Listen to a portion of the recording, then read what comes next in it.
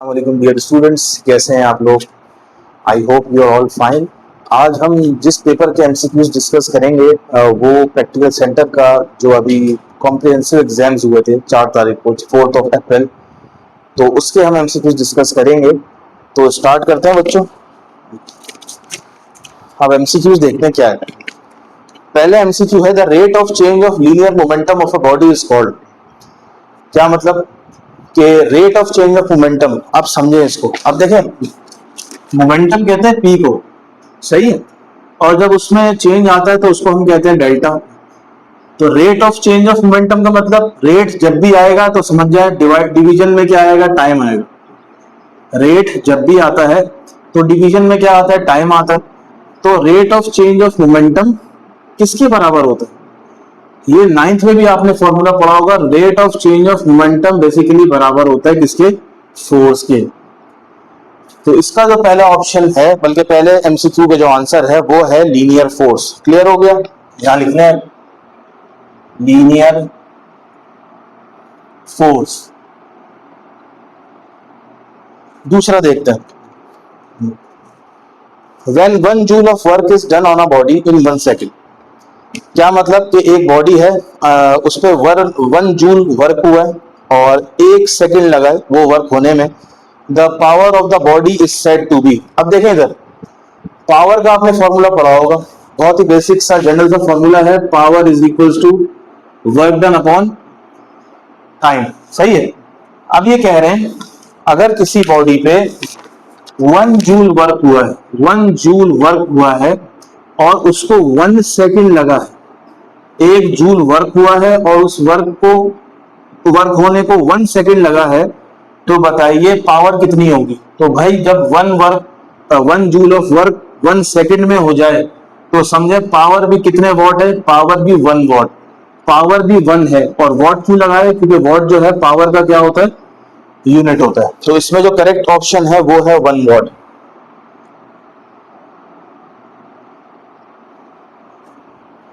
Third वाला देखते हैं,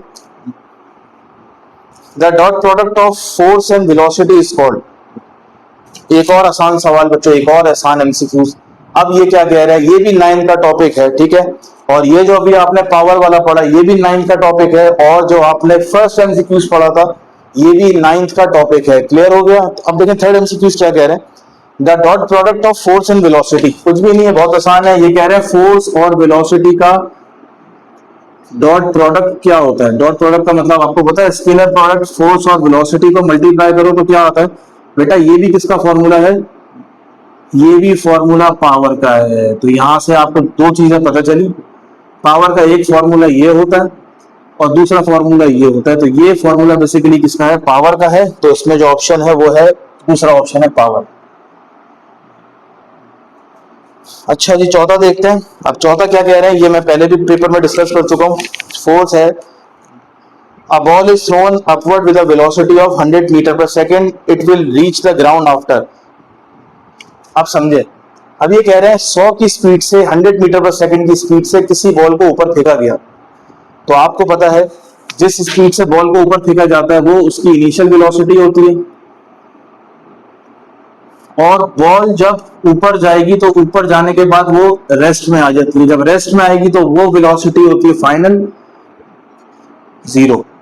अच्छा, ऊपर नीचे वाली जो मोशन होती है वर्टिकल मोशन, इसमें ग्रेविटी का सबसे अहम अमल दखल होता है, और ग्रेविटी की वैल्यू यहाँ लिखी है 10 मीटर पर सेकेंड स्क्वायर। ठीक है। अब ये क्या कह रहे हैं, बॉल जब गई और वापस आई तो जाने और वापस आने में टोटल कितना टाइम लगा। तो एक बात याद रखिए, जितना टाइम जाने में लगेगा उतना ही टाइम आने में लगेगा। अगर 2 सेकंड में बॉल ऊपर गई है, अपवर्ड मोशन हुई है, तो 2 सेकंड में कौन सी मोशन होगी, डाउनवर्ड मोशन होगी। क्लियर हो गया। अब देखें क्या करेंगे। अब चूंकि बॉल ऊपर गई है तो जी की वैल्यू यहाँ क्या होगी, नेगेटिव। अब हम निकालेंगे time by using first equation of motion. First equation क्या है, याद है, Vf is equals to Vi plus AT।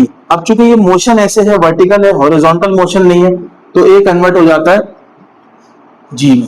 अब करते हैं इसको, Vf की जगह आ गया 0, Vi की जगह आ गया 100, G की जगह आ गया -10 और T एज इट इज 100 यहाँ प्लस हो रहा है, लेफ्ट पे आके माइनस हो जाएगा, 0 से जब माइनस होता है तो -100 आ गया, is equals two plus minus minus, और यहाँ हो जाएगा 10t, और माइनस से माइनस कैंसिल, तो 100 डिवाइडेड बाय 10t, 10 वन 10, 10 10 100, तो t is equals to 10 seconds. ठीक है जी, तो जाने का टाइम कितना आया 10 सेकेंड्स, और वापस आने का टाइम कितना आएगा 10 सेकेंड। 10 और 10 को आप प्लस करें तो क्या आएगा 20 सेकेंड्स। क्लियर हो गया।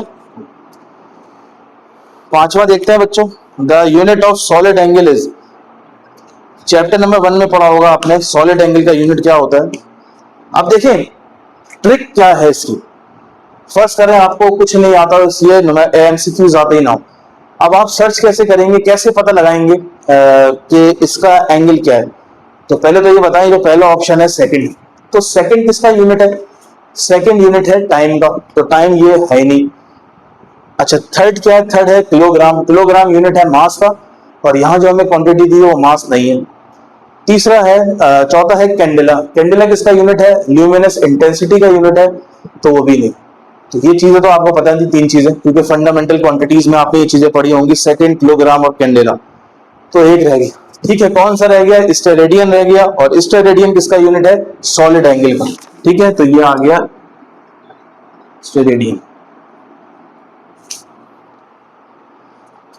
6 आ जाए, if the external torque acting on a body is zero then it's, ये भी हमने डिस्कस किया था कि किसी भी बॉडी पे लगने वाला जब एक्सटर्नल टॉर्क जीरो हो जाता है तो क्या होगा, आपने पढ़ा होगा law of conservation of angular momentum. If the external torque apply on a body is zero then angular momentum is conserve, angular momentum क्या हो जाता है, कंजर्व हो जाता है। तो ये इसका आंसर है, बहुत ही छोटा सा था ये, तो इसका ऑप्शन है C, angular momentum is conserve. Clear हो गया। अच्छा जी 7 देखते हैं, 7 भी डिस्कस किया था। According to equation of continuity, if the cross sectional area of pipe decreases the velocity of the fluid will. अब देखें पहले भी समझाया था, लेट से ये एक पाइप है और आपको पता है पाइप हॉलो होता है, आर पार नजर आ रहा होता है। ठीक है, अगर यहां से पानी आ रहा है प्रेशर से, तो ऐसे देखें, अगर फर्ज करें पाइप है तो यहां से पानी निकल रहा है और यहां से पानी एंटर हो रहा है, यहां से निकल रहा है। क्लियर हो गया। तो अगर मैं इस पाइप के आगे ऐसे करके हाफ हाथ रख लूं, ये थंब का जो थोड़ा सा हिस्सा है मैं ऐसे रख लूं, तो पानी की स्पीड तेज होगी या कम होगी। तो आप लोग जब पौधों को पानी देते होंगे या गाड़ी वगैरह धुलाई करते होंगे, तो आप कभी भी ऐसे पाइप से नहीं धोते, आप हमेशा क्या करते हैं, अपना अंगूठा इस तरह से आधे पाइप को कवर करते हैं। तो इससे क्या होता है, एरिया कम हो गया, और एरिया कम होने से वेलोसिटी क्या होती है, बढ़ती है। देखें ना, अभी तक तो नॉर्मल वेलोसिटी से पानी निकल रहा था, अब जैसे ही आपने एरिया कम किया तो पानी अब तेज वेलोसिटी से निकलेगा। तो इसका करेक्ट ऑप्शन है increases.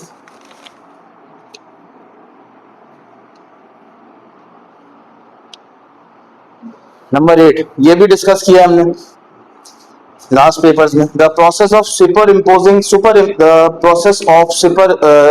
Imposing signal frequency on a carrier wave is known as. आपको बताया था कि जब हम फोन पे बात कर रहे होते हैं तो हमारी आवाज, ठीक है, साउंड वेव को आगे लेके कौन जाता है, उसकी इतनी फ्रीक्वेंसी नहीं होती हमारी आवाज की, लेकिन फिर भी हमारी आवाज क्या होती है, वेव्स आगे लेके जाती है, electrical waves, electromagnetic waves. Clear. तो उनकी स्पीड तो बहुत तेज होती है, उनको कहते हैं कैरियर वेव्स। क्या कहते हैं, कैरियर वेव्स। और हमारी आवाज क्या है, दूसरी वाली वेव है, फ्रीक्वेंसी चेंज होती है, कम होती है। तो हमारी आवाज को उस कैरियर वेव के ऊपर इम्पोज कर देना, सुपर इम्पोज कर देना, ताकि वो हमारा सिग्नल या हमारी बात या हमारी इंफॉर्मेशन एक जगह से दूसरी जगह विद इन सेकेंड या मिली सेकेंड में लेके जाए। इस प्रोसेस को कहते हैं मॉड्यूलेशन। क्लियर।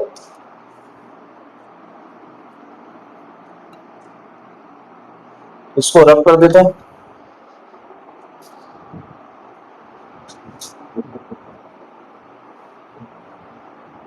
चलो नेक्स्ट देखते हैं। A capacitor of capacitance C is charged through a resistance R।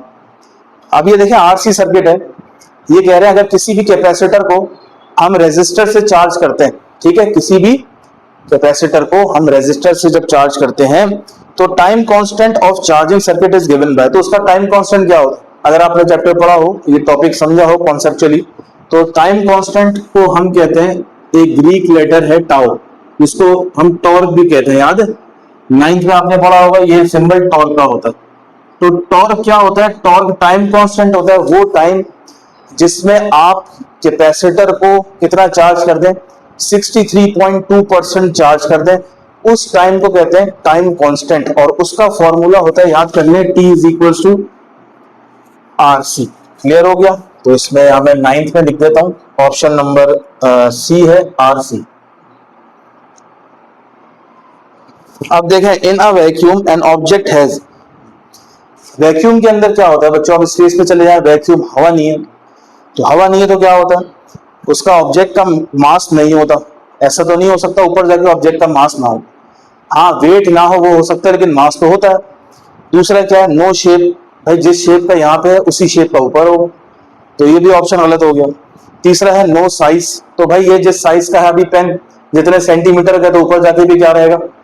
इतने सेंटीमीटर का रहेगा। जो इसका करेक्ट ऑप्शन है वो है नो बॉयंट फोर्स, तो कोई उस पर बॉयंट फोर्स नहीं लगेगी, ठीक है, किसी भी ऑब्जेक्ट पे, क्योंकि वहां पे एयर नहीं है और फोर्स का कोई ताल्लुक ही नहीं है, सवाल ही नहीं पैदा होता। तो इसका करेक्ट ऑप्शन है नो बॉयंट फोर्स। अब आगे देखते हैं दूसरा पेज, क्या कह रहे हैं? ये कह रहे हैं in uniform electric field E, the electric flux through a flat surface area A is maximum when the surface is, अब समझे, अब समझने की चीज ये है बच्चों, मैं बुक से समझाता हूं आपको। अब देखें, अब ये एक रजिस्टर है, ठीक है जी, ये इस तरह से आपने रखा हुआ, ठीक है, ये एक कोई भी सरफेस एरिया इस तरह से रखा हुआ। अब फ्लक्स क्या होता है? फ्लक्स होता है electric lines passing through any area. अब देखें ना, आपने देखा होगा ये इस तरह से रजिस्टर मैंने रखा हुआ, अब यहां से क्या है, बहुत सारी लाइंस आ रही है, इलेक्ट्रिक लाइंस आ रही है, ठीक है जी, और इलेक्ट्रिक लाइंस आ रही है, ठीक है, और ये पूरा क्या हो गया? इलेक्ट्रिक फील्ड हो गई, आपको पता होगा, इलेक्ट्रिक लाइंस आ रही है, ये पूरी चीज इलेक्ट्रिक फील्ड हो गई। तो क्या कह रहे हैं? In a uniform electric field E, इन इलेक्ट्रिक फील्ड को इन्होंने कह दिया E, the electric flux through a flat surface of area A, अब ये सरफेस है, इसका कुछ ना कुछ एरिया हो, वो मैक्सिमम कब होगा? जब, अब सुने इसको, समझिएगा जरा, ये देखिए जरा रजिस्टर, मैं इसको यहां रख देता हूं 1 मिनट के लिए। अब देखिए, ये आपके पास एक सरफेस है, ठीक है, प्लेन, इस यहां से लाइंस आ रही हैं, देखिए ऐसे लाइंस आ रही हैं, आपको नजर आ रहा होगा। अब इसका जो एरिया है ना इस प्लेन सरफेस का, वो होता है आउटवर्ड। आउटवर्ड का मतलब ये इस तरफ एरिया होगा, देखिए ये ऐसे, एरिया वेक्टर ऐसे होता है, ठीक है। अगर ये ऐसे होगा तो एरिया वेक्टर कैसे होगा बच्चों? बाहर की तरफ, ठीक है। अगर इसको मैं ऐसे घुमा के ऐसे कर दूं तो एरिया वेक्टर कैसे होगा? इस तरफ। लेकिन अभी ये ऐसे है, ठीक है, तो एरिया वेक्टर किस तरफ होगा? इस तरफ होगा, ठीक है। तो आप देखें ये सरफेस है, तो इसका जो एरिया वेक्टर होगा किस तरफ होगा? इस तरफ होगा। अब ये कह रहा है इसका ये मैक्सिमम कब होगा? आपका जो फ्लक्स है ना, फ्लक्स किसे कहते हैं? फ्लक्स कहते हैं फाई को, और छोटा सा ई लगा दे तो ये इलेक्ट्रिक फ्लक्स बन जाता है, और इसका फॉर्मूला होता है E A cos theta, E A cos theta, ठीक है। और इलेक्ट्रिक फ्लक्स किसे कहते हैं? Number of lines, electrical lines passing through any surface, any plane surface is called electric flux. Clear हो गया? अब ये कह रहे हैं मैक्सिमम कब होगा, तो एक बात बताएं बच्चों, ये ई है ना इलेक्ट्रिक फील्ड, इलेक्ट्रिक लाइंस, ये इस तरफ है, ठीक है, और ये एरिया वेक्टर किस तरफ है? ये भी इस तरफ। जब दोनों के डायरेक्शन सेम होते हैं, एक ही डायरेक्शन में दोनों चीजें हैं, तो एंगल बनता है 0 डिग्री। कितना बनता है? 0 डिग्री। और 0 डिग्री अगर मैं यहां पुट करूं ई ए कॉस 0, तो कॉस 0 बराबर होता है 1 के, तो इसका आंसर आएगा फाई इज इक्वल टू ई ए। तो इस सूरत हाल में जबकि कॉस की वैल्यू 0 होगी, आपका जो फ्लक्स होगा वो क्या होगा? मैक्सिमम होगा। लेकिन ऐसा कब होगा? ऐसा कब होगा बच्चों? जब ये प्लेन सरफेस इलेक्ट्रिकल लाइंस के कैसा रखा होगा, परपेंडिकुलर। परपेंडिकुलर का मतलब ये देखिए ये लाइंस है, ये लाइंस है, ये लाइंस है, और ये ऑब्जेक्ट कैसे है, ऐसे है, बिल्कुल ऐसे स्ट्रेट वर्टिकल स्टैंड हुआ हुआ है। तो ये लाइंस इस ऑब्जेक्ट के लिए क्या हो गई, परपेंडिकुलर हो गई, और इस वजह से एंगल कितना बन रहा है, 0 बन रहा है। ठीक है जी। परपेंडिकुलर का मतलब यहाँ ये नहीं है कि ये 90 डिग्री का एंगल बन रहा है, ये है। तो यहाँ पे जो हमें एंगल लेना है वो तो लेना है ई का और ए का। ई और ए का एंगल कितना बन रहा है, 0 डिग्री। लेकिन ई का एंगल इस सरफेस से कितना बन रहा है, वो तो 90 बन रहा है, आपको पता है। और जब भी 90 एंगल बनता है तो एरिया और ई का यूनिट क्या हो जाता है, 0 हो जाता है, और cos 0 बराबर होता है 1 के। तो इसका जो करेक्ट ऑप्शन है वो है, देखते हैं इसका ऑप्शन नंबर कौन सा है। ऑप्शन नंबर है परपेंडिकुलर। परपेंडिकुलर टू ई। ठीक है जी। बता दिया इन्होंने कि ये ई है, इलेक्ट्रिक फील्ड है, ये इस तरफ है, आपका जो सरफेस है वो ऐसे रखा हुआ है। ठीक है। ऐसे रखने की वजह से एरिया और ई का एंगल क्या बन रहा है, 0 बन रहा है। तो दोनों क्या हो गए, परपेंडिकुलर हो गए। तो परपेंडिकुलर आ गया। नेक्स्ट देखते हैं बच्चों, the speed of sound in air at standard temperature pressure is 332 meter per second. If the air pressure becomes double and temperature remains same, the speed of sound become। अब इसको समझे। अब ये क्या कह रहे हैं, स्पीड ऑफ साउंड जो है ना वो है 332 मीटर पर सेकंड, और टेम्परेचर को यहाँ क्या किया हुआ इन्होंने, टेम्परेचर को कांस्टेंट कर दिया, फिक्स कर दिया, और प्रेशर को क्या कर दिया, प्रेशर को डबल कर दिया, 2 टाइम्स कर दिया। तो बताएं स्पीड पे क्या असर पड़ेगा। तो पहले तो ये बात समझे, ये लिक्विड या सॉलिड की बात नहीं हो रही, ये बात हो रही है एयर की, और air is the combination of several gases. Clear हो गया। अब देखें इसको मैं रब करता हूं, मैं समझाता हूं उसको। आप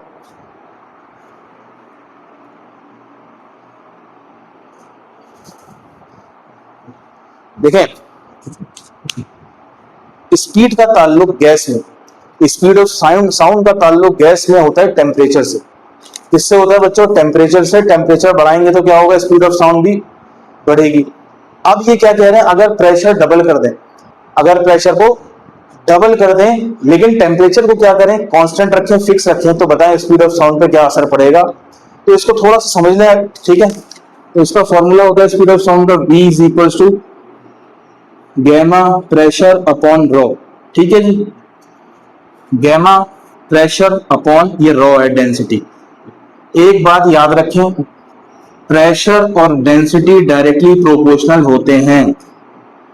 डायरेक्टली का मतलब जितना प्रेशर बढ़ाओगे उतना डेंसिटी बढ़ेगी। तो एक बात बताइए, आपने 2 प्रेशर बढ़ा दिया तो डेंसिटी भी कितनी बढ़ेगी, 2 बढ़ेगी। तो 2 से 2 तो कैंसिल ही हो जाएगा।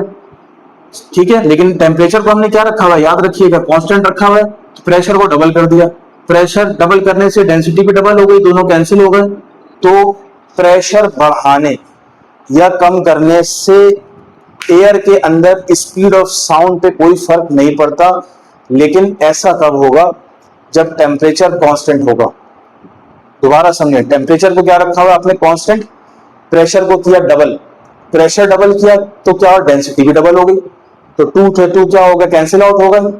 तो क्या हुआ, कोई फर्क नहीं पड़ा। पहले भी 332 मीटर पर सेकंड थी और अभी भी क्या है, 332 मीटर्स पर सेकंड है, लेकिन ये गैस के लिए है, ये एयर के लिए। अच्छा जी, अब देखते हैं अगला। The total energy of a particle executing simple harmonic motion is proportional to।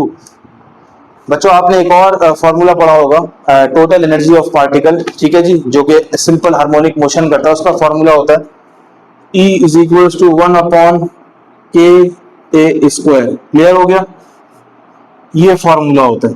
तो अब ये क्या कह रहे हैं, जो टोटल एनर्जी है वो किसके प्रोपोर्शनल है बच्चों, टोटल एनर्जी जो है ए के प्रोपोर्शनल है। ए क्या है, ए को कहते हैं एम्पलीट्यूड, एम्पलीट्यूड का स्क्वायर के प्रोपोर्शनल है। तो इसका जो करेक्ट ऑप्शन है आपके सामने नजर आ रहा होगा, कितने ऑप्शन है, 4। इसको मैं रब कर देता हूं पहले। इसका जो करेक्ट ऑप्शन है वो है square of amplitude of motion, square of amplitude, और बाकी आगे वही मोशन। 14 देखते हैं बच्चों। 14 इसको रब कर देते हैं। ओके, नेक्स्ट क्या है बच्चों, in a Young's double slit experiment if the distance between the slit and the screen is doubled.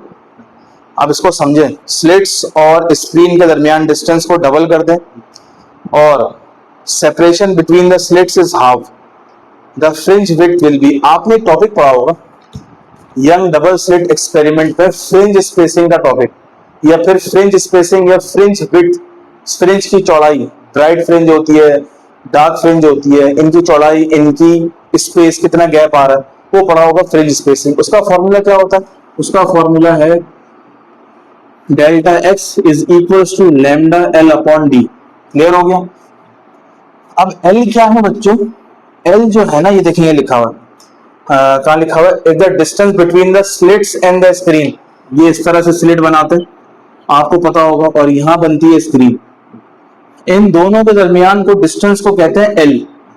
अब ये कह रहे हैं डिस्टेंस को क्या कर दें, एल को क्या कर दें, डबल कर दें। क्या कर दें, डबल कर दें, ठीक है। और दूसरी चीज क्या कह रहे हैं, दूसरी चीज कह रहे हैं कि and the separation between the slits is half.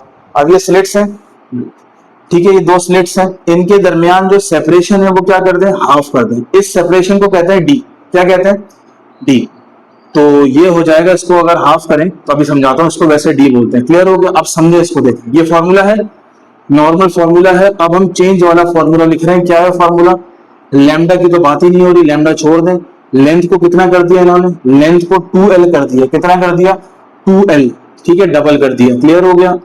अच्छा, डिस्टेंस को कितना कर दिया, हाफ कर दिया। हाफ का मतलब 1/2 और d। क्लियर हो गया। डबल था तो 2l हो गया, हाफ था तो इसके नीचे 2 आ गया। क्लियर। अब इसको सॉल्व करें तो ये हो जाएगा, ऊपर देखें, 2 lambda l divided by d/2। Clear हो गया। अब ये d/2 इनवर्स हो जाएगा, रेसिप्रोकल हो जाएगा, तो ये बन जाएगा 2/d, 2/d। क्लियर। 2 2 का ये 4 आ गया और lambda l upon d as it is आ गया।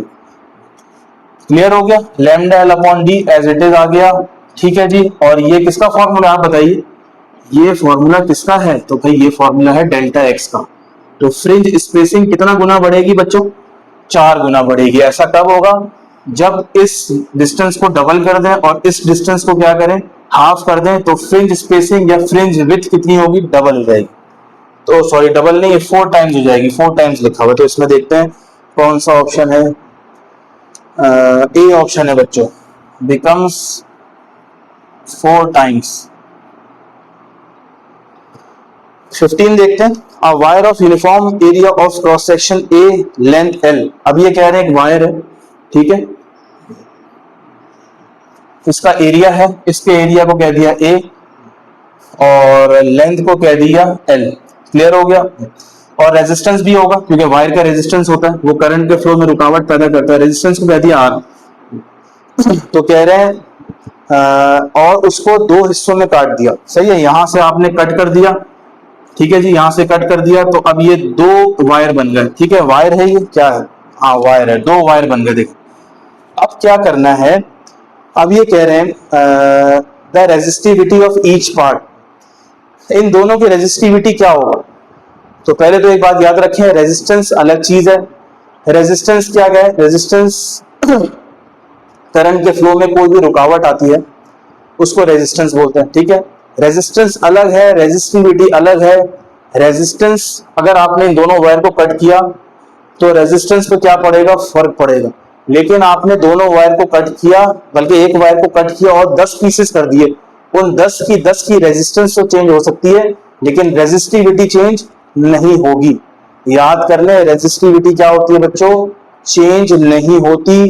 क्या चेंज होती है, रेजिस्टेंस चेंज होती है। तो इसका जो करेक्ट ऑप्शन है वो है भाई रिमेन्स द सेम। ठीक है जी, रिमेन्स सेम। ठीक है जी, अब देखें, इसको रब करते हैं फिर आगे चलते हैं, 2 रह गए। 16 क्या है, the angle at which the dot product becomes equal to the magnitude of cross product. अब ये क्या कह रहा है, वो कौन सा एंगल है जिसमें डॉट प्रोडक्ट ऑफ 2 वेक्टर्स बराबर होते हैं क्रॉस प्रोडक्ट के। क्लियर हो गया। Dot product of two vectors बराबर होते हैं मैग्नीट्यूड ऑफ क्रॉस प्रोडक्ट। आप समझे इसको, देखें डॉट प्रोडक्ट का फॉर्मूला होता है ए डॉट बी, क्लियर हो गया, is equals to A B cos theta, पहली चीज। दूसरी चीज ए क्रॉस बी का फॉर्मूला क्या होता है, A B sine theta, clear हो गया, ठीक है। अब ये दोनों चेंज है, एक कॉस एक साइन है, तो हम इन दोनों को क्या करवाते हैं, कंपेयर कराते हैं। कंपेयर का मतलब क्या होता है, ये a b as it is और cos theta as it is, बीच में इज इक्वल्स टू, और यहाँ a b as it is sine theta as it is, clear हो गया। ए बी से ए बी कैंसिल होगा तो यहां बचा cos theta is equals to sine theta. हम क्या करने वाले हैं, हम वो एंगल निकाल रहे हैं जिसपे cos theta, cos dot product और क्रॉस प्रोडक्ट दोनों बराबर होंगे। cos थीटा को यहां ले जाएं तो ये हो जाएगा sine theta upon cos theta is equals to, यहां बचेगा 1। साइन अपॉन cos किसके बराबर होता है बच्चों, sine upon cos basically ratio है tan थीटा का 1। तो tan की वैल्यू 1 कब होती है बच्चों, ये आपने ट्रिग्नोमेट्रिक रेशियोज में पढ़ा होगा, tan की वैल्यू 1 तब होती है जब आपके पास थीटा कितना हो, 45 हो, क्लियर हो गया। तो इसका करेक्ट ऑप्शन है 45। तो याद कर लें क्रॉस और डॉट प्रोडक्ट बराबर कब होते हैं, 45 डिग्री, क्लियर हो गया, और tan 45 बराबर होता है 1। लास्ट देखते हैं, ठीक है जी, फिर इसके बाद ये प्रैक्टिकल सेंटर का जो MCQ का पेपर है ये कंप्लीट हो जाएगा। अब ये कह रहे हैं 1 रेडियन इज अप्रोक्सीमेटली, अब देखें आप एक काम करें, आप 1 मीटर का सर्किल बनाएं, 1 मीटर रेडियस का सर्किल बनाएं,